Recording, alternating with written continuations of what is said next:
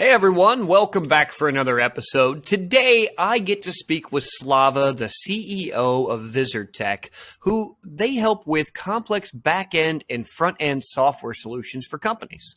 We discuss everything from the metaverse in the education world to a little bit of fun and talking about songs that lived on his very first MP3 player and more. Hope you enjoy the episode. Hello, tech friends, and thank you for tuning in to Emerging Technologies in Business, where we take a deep dive into different technologies that are impacting businesses today and in the very near future. I'm your host, Brock Riney, and this podcast is brought to you by ConcannonXR. Let's talk tech. Slava, how are you today, good sir? I'm doing great. How about you, Brock? Oh, I'm doing great. I've got no complaints. If I'm doing any better, I'm probably lying to you in the audience. I did want to bring you on the show today because I had an opportunity to look at your website and understand what you guys do, but our audience doesn't know that yet, right? So to start, would you give our audience an idea of what kind of complex applications that you're creating and what industries you're really creating them for right now? Sure. So basically, we concentrate on creating the whole ecosystems for companies, not only, a particular applications. If we decompose the ecosystems, we'll have infrastructure, and on that infrastructure stands backends. On backends, we do front ends. It's web and maybe mobile applications and maybe standalone applications also. Part of our focus is metaverses and interactive content, interactive applications, because at the very beginning, around 11 or 12 years ago when we started, I don't remember exactly, we started as game development studio. So, graphics and other stuff are very close for us because we were passionate at that time about this topic. So what made you make that change, right? So you started in the gaming world initially, but your work has seemed like it's morphed a little bit and more into this customized application. So what really made that change happen for VisorTech? Yeah, at the very beginning, we're interested in, when I started my career, as iOS software developer. And at some point, it was so boring for me, just doing applications, parsing an API and receiving results, just so boring. And I decided, oh my God, yeah, terrible. And I decided, okay, I should try doing games because games are fun.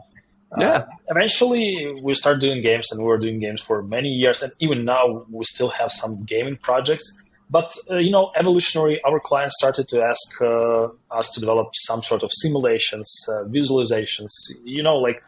Sometimes we call them serious games, so it's not like game. There is no scenario, but there's definitely mechanics, graphics, all pieces of any game.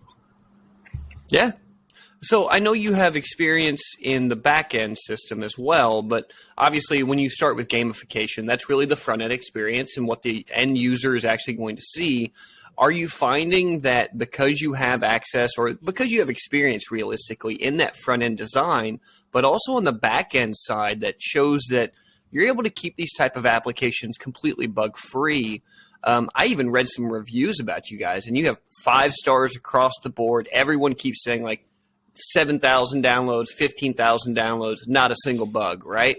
And if you have the ability to give a front-end experience like you're able to do with the gamification side, but also make a back-end system that's super sturdy and never going to break, is that giving you guys a big leg up on the the competition right now?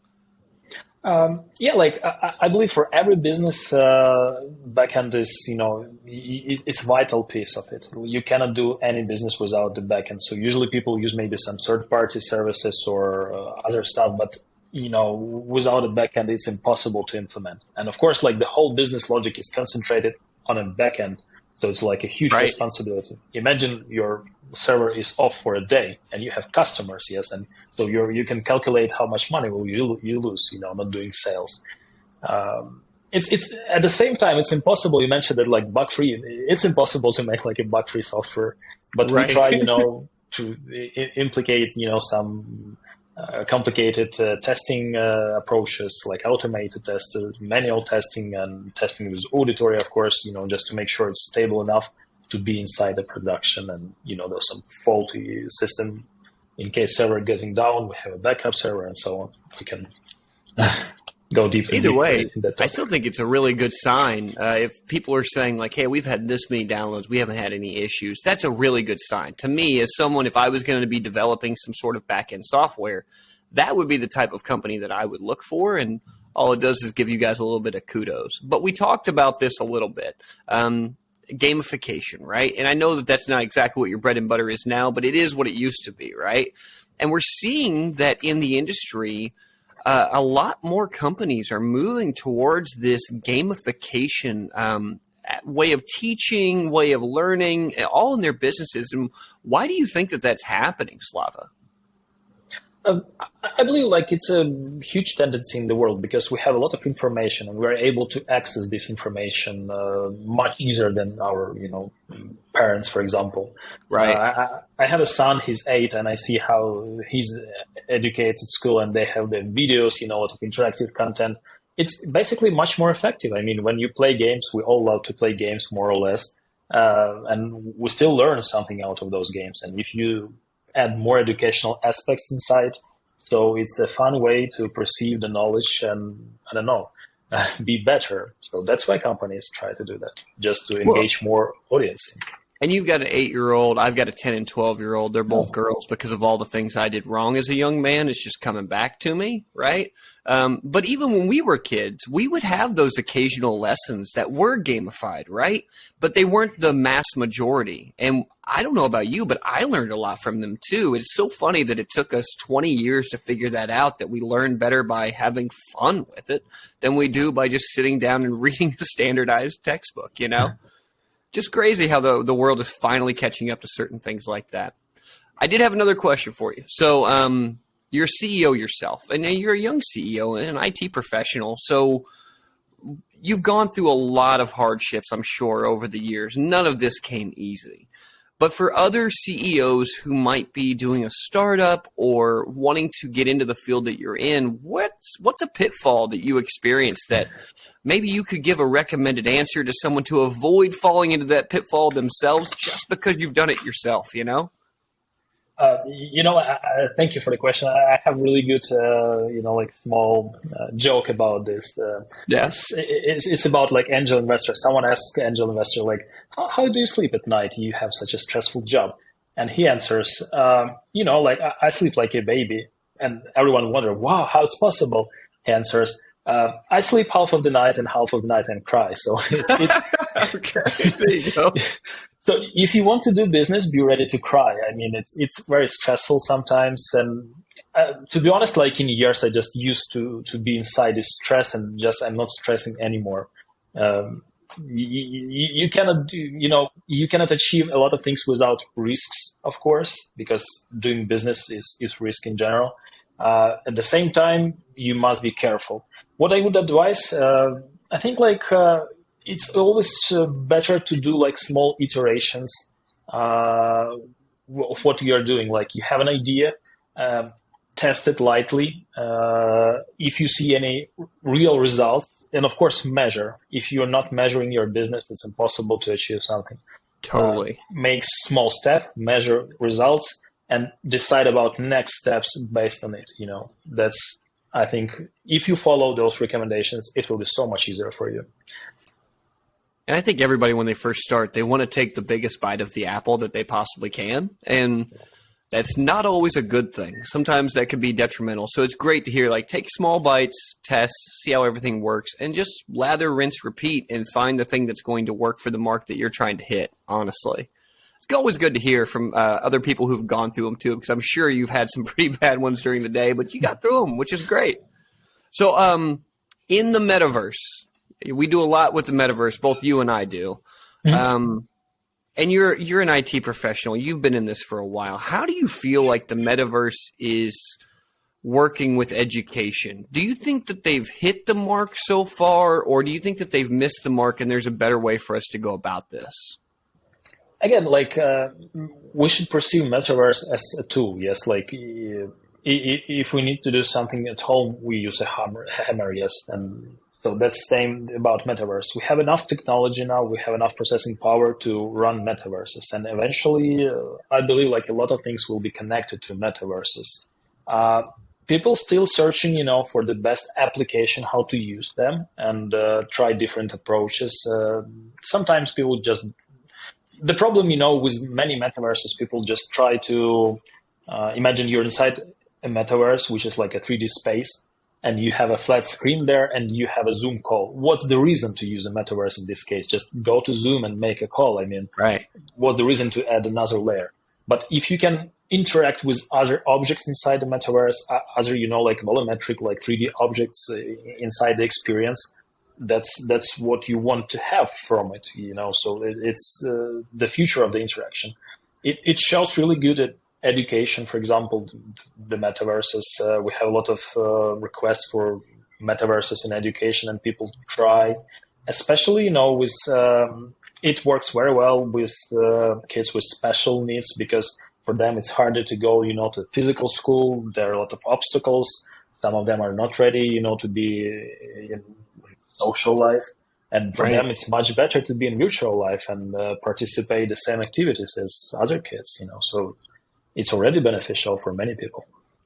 I think there's going to be a lot of applications for it realistically. I've already got a couple of friends who are day traders, and they literally live in the metaverse all the time. Another buddy of mine is a video editor, and he finds it actually more helpful to do it inside of the headset itself so he can see what his final product looks like versus a 2D screen realistically. The more immersiveness just gives you a more realistic look of what it looks like. And then, of course, education, I agree with you. I don't see a bigger field outside of maybe healthcare. Healthcare, I think, if we're not keeping ourselves alive by utilizing the latest in tech, like, honestly, what are we doing? But you're right. Second thing that's got to be the most important thing has got to be education at that point. We have to teach the next level or the next generation of what we're going to need realistically. And I've done an episode on this before, but I thought it was interesting that you've touched on it too about digital twins, right? I think digital twins are fascinating. The ability to run all these complex programs to be able to see anything realistically. You want to see how wind's going to go through a wind turbine? We can make a digital twin and we can run all sorts of scenarios to see how that's going to work. But I know you've done a lot of work in that. What have you seen as being a big factor in how digital twins are changing the manufacturing industry right now? Mm-hmm. I'm happy to have, a few experiences in the past about digital twins and their applications. So basically, we also maybe movies, where people are sitting near the tables with a lot of monitors or sensors and, just checking the system. Imagine, I don't know, like nuclear power plant, and operators. Basically, that room, the operation room is already a digital twin of that factory because they have sensors and other stuff. Nowadays, again, our hardware and our CPUs are capable of so much more. So you can put those sensors, you can connect them to the cloud, and your workers can be anywhere in the world. And at the same time, they'll be able to operate the factory. And the big, advantage of this that if you build a really good digital twin, you simulate all the processes on your factory. You're able not only to monitor, that you're able to simulate some stuff. You're able to try different approaches. You try to optimize. And from my experiences, when we use those applications inside, they gave a huge advantage for those factories. I'm not mentioning about some faulty trains, some security measures and other stuff. It's incredible how the world is changing. Do you think that we're far away from no one going to work anymore? We literally, if we're going to go to work, we're going to come sit in our very fancy chair. We'll put our headset on. I'm going to go work at the nuclear plant, darling. I'll see you here in 8 hours. Put your headset on, do your virtual work. You're pushing buttons wherever you go. And how far away do you think we are from that, really, Slava? I think Apple postponed their presentation of their virtual reality XR headset. They keep doing that, by the way. Yeah, they keep doing that for years. Yeah, we're all waiting. But I believe we're very close to that. Once we'll have, we already have really good headsets like Facebook Meta Quest. Oh, yeah. Yes, it's already waiting for a few hundred. I see a few of your background. Oh, yeah, I've got HoloLens over there, Vive. I've got a Oculus Pro down here. I haven't put quite up there yet, but I'm having fun with getting to try all the different ones that are out there. I don't think we're that far either, honestly, Slava.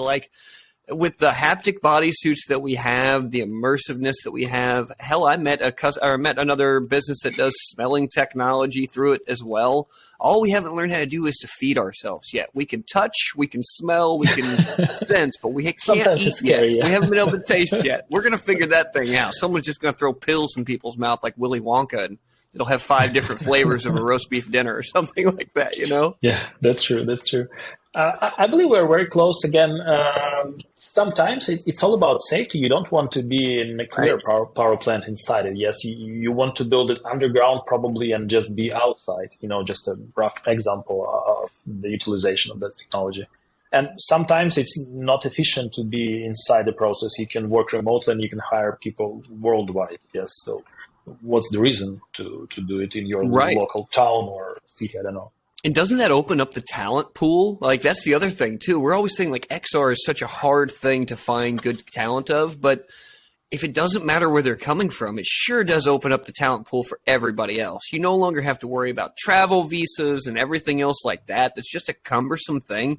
Just go plop your butt down on that couch, put this headset on, and come work for me, okay? It'll be fine. Yeah. I got one more last question for you, by the way, and it's for fun, so I'm sorry that I can't help myself, Slava, but I just think it's fun anyway. What was your very first MP3 player, and what was one song that you always listened to? They got worn out on that thing. I mean, you know the answer probably. It was Winamp. Yes, it's the best player ever. I'm not using it anymore. I don't know. I have this Apple Music stuff, but I loved it. You can you can customize those panels.